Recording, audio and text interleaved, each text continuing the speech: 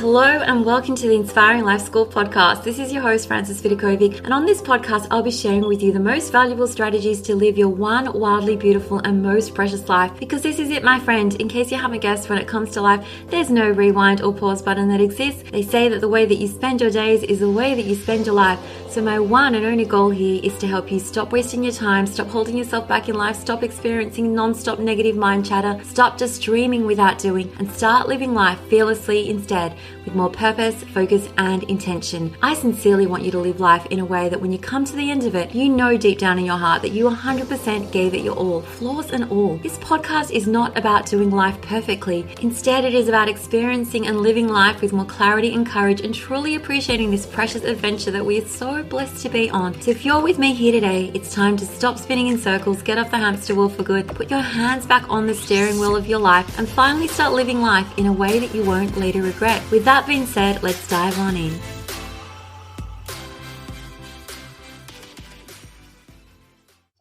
Hello, my friends, and welcome to the Inspiring Life School podcast. If you are a parent with me today, you are in for a special treat. So I wrote an incredible book a few years ago called When Bad Parents Equal Great Kids. It was all about the perfect guide for imperfect parents, and it questioned the following hypothesis. If bad parenting supposedly, in inverted commas, equals bad kids, and good parenting supposedly equals great kids, how come it sometimes goes the other way? What if everything that you think is so terrible about parenting, about being a parent, and the way that you're doing things isn't really so terrible?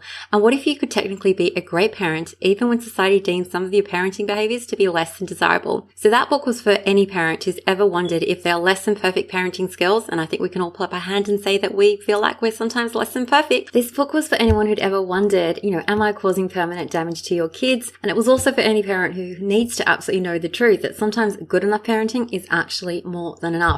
So my little special treat for you today is I'm going to be sharing with you 3 chapters from this book over the next 3 episodes. If this content at all resonates with you, I encourage you to go and check out my course, Be a Better Parent in 30 Days, which is really the simplest, easiest way to totally transform the relationship that you have with your kids in just a month. Yep, just a month. I've had hundreds of people go through the course. They've all raved about it. And I know that it is definitely possible for you to also transform the relationship that you have with your own kids, no matter what their age and no matter how you've been showing up until now, okay? Because that is all about to change. So until then, why don't we dive into this chapter, this special episode from one of the favorite books that I've ever written, When Bad Parents Equal Great Kids. So in this chapter, I question the assumption that good parents are those who always keep their emotions under control and they never lose their crap, whereas bad parents are those who sometimes let their emotions overwhelm them. So let's start with this good parents. And there's a lot of inverted commas whenever you hear me say good and bad. But what can I say about these so-called good parents other than on the outside they may seem totally perfect? Okay, they're the ones that are like Carol Brady.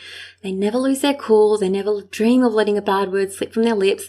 They're cool, calm, and collected in a way that most parents will never be. If they're angry, they hold their fury in. If they're sad, they blink back their tears. If they're pleased, they contain their excitement. If they're enraged, you can't even tell, okay? They keep their emotions so under control, and they really do simply never lose their shit. And it really is actually hard to point a finger at this type of behavior because by default, it's just so stoic and admirable. But yet at the same time, this lack of emotion, or rather, really controlled emotion, often gets confused as being heartless because they're so rational, they're so calm, they're so logical, yes, but this is at the expense of, sometimes coming across as a detached ice queen. Their children too will often seem really controlled and they're probably admired from near and afar, but they're as perfect as some highly photoshopped cardboard cutout. Bad parents, on the other hand, okay, these so-called bad parents are the complete opposite to these good ones in this respect. They're usually rich with life and emotion, and they wear their heart on their sleeve. If they've had a bad night's sleep, they don't even try to pretend that they've woken up feeling refreshed, okay? They're tired, they're exhausted. If their kid is annoying them, they don't look the other way and pretend that he or she isn't eating with their mouth open or picking their nose. They call them out on their bad behavior. They admit when they're stressed, they admit when they're overwhelmed. They just say what they are thinking. And when they feel something, they acknowledge it, which might seem like a recipe for disaster when it comes to parenting, except for this interesting twist. Because these, so-called bad parents are so in tune with their emotions and they're not embarrassed by it, they acknowledge and accept these feelings to their kids. Okay, they say, this is how I'm feeling right now, rather than resisting them. They don't ever tell their kids, well, you shouldn't be feeling this way. You shouldn't be angry. You shouldn't be sad. They don't ever say, what are you getting so worked up about? Something so silly. Instead, they say, yeah, dude, I get it. It sucks. Okay. I've been there before. They say, I understand why you're feeling this way. You're a human. You feel emotions. Trust me, it will get better. They acknowledge a truth that humans are emotional beings with a predisposition to experience both positive and negative emotions and highs and lows in life. Okay. It's 50-50. Whereas you'll often find these so-called good parents trying to hide their emotions, hide when they're feeling angry, hide their sadness, or trying to really control those feelings, or even pretend that they don't exist, which is sort of crazy because we're a human, okay? You're going to be feeling emotions, all of them, positive and negative. So this is why being a good parent, a so-called good parent in this example, sometimes backfires on you. Now, this may seem like a really weird quote to reference right now, but trust me, there is a point to it. So it goes like this. If you bring forth what is within you, what you bring forth will save you. And if you don't bring forth what is within you, what you don't bring forth will destroy you. So in everyday speak, I like to think of it as this, okay? That which you keep locked inside you will destroy you, and that which you set free will save you. So here's the thing, like good parents, remember so-called good parents like to make sure that their kids always put their best foot forward. This is sort of cool. I mean, who doesn't want to have a kid who regulates all their emotions really well and never lets anything get to them? Okay, most of us would love that. But just imagine being a kid or teen or even a young adult again. Imagine that you were the only kid not to get invited to a birthday party, but you weren't allowed to speak your feelings of being left out or feeling rejected. Imagine that you weren't allowed to cry when you got hurt or dumped or failed a test as a teenager.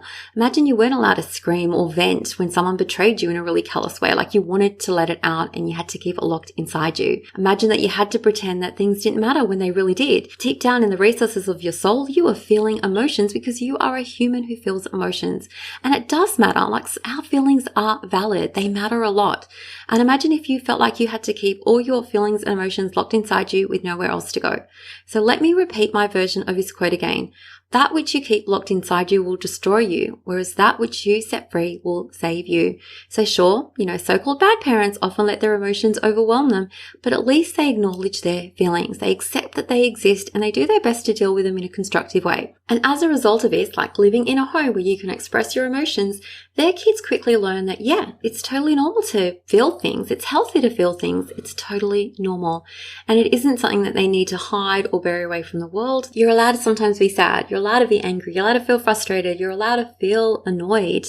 And they live in a home where this is totally acceptable and totally okay. So before I end this episode, I just want to give you some more food for thought. Parents are the ultimate role models for children. Every word, every movement, every action has an impact, an effect, and no other person or outside force has a greater influence on a child than the parent. That is a quote by Bob Keeshan, and it is so true. Okay, we are the role models for our children.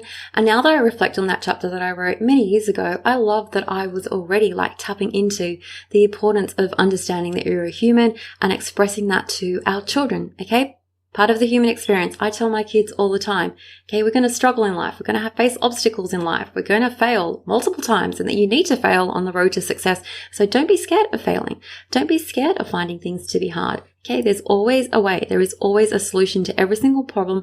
And the first step is always getting your mindset right. Okay, because your thoughts are going to impact your feelings, which impact your actions and then your results in life. My friend, I cannot say that enough. And if you're a parent, go and check out Be a Better Parent in 30 Days. You can find it under the shop tab on my website, inspiringmumlife.com. As always, I love you all so much. Take care, and don't forget, 2 more episodes, I'm going to be sharing with you 2 more chapters from this book that I absolutely love. I can't wait to catch you on those episodes. And until then, have the most fabulous day.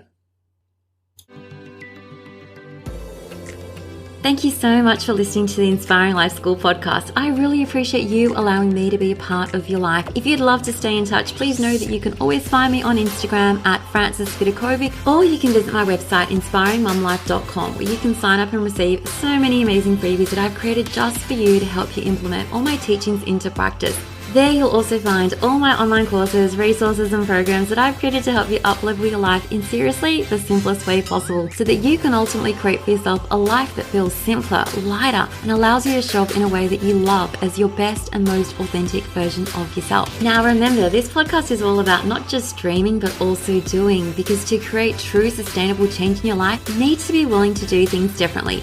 And that's what I'm here to support you to do every single step along the way, so that you too can begin to to live your one wild and precious life with less stress, less overwhelm, less drama, and instead with zero regrets. Finally, if this podcast resonates with you at all and you appreciate the content, I would absolutely love for you to show your support by leaving me a review on Apple Podcasts. I'm on a mission to help more people wake up to the preciousness of life and to help them live their days with more intention and purpose, and your review will help make this goal of mine possible. Well, once again, thank you so much. I have loved spending this time with you, and I look forward to connecting with you again. I'm Frances Vidakovic, and you have been listening to the Inspiring Life School podcast.